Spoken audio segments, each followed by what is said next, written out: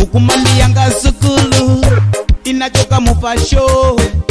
Hukumandi uza sukulu niwodi silabasi.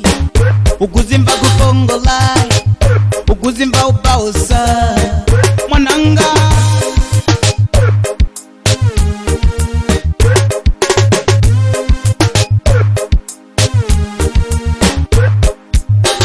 Amuna kupaiwe anyamata kumaliza akazi ya kupaiwe asikana kusiliza.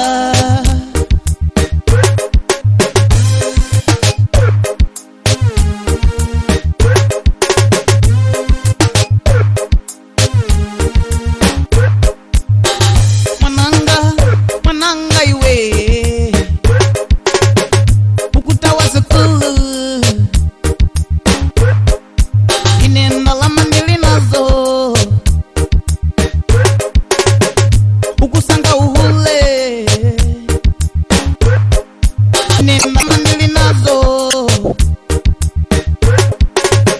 ukusaka sajamiwe uzandi kumbukila iwe.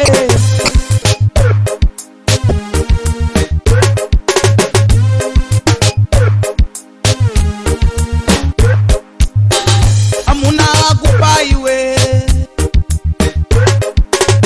anyamata kumaliza akazi ya kupaiwe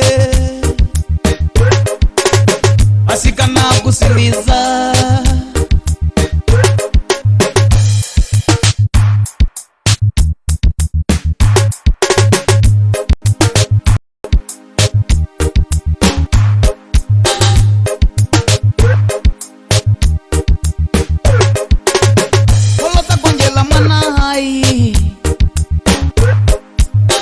Umainenda kugonjela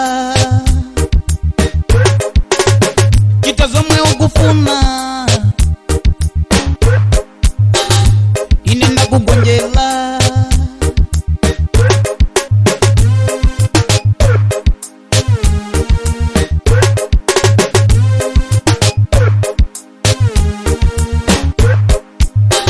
amuna kupaiwe anyamata kumaliza akazi ya kupaiwe asikana kusiliza.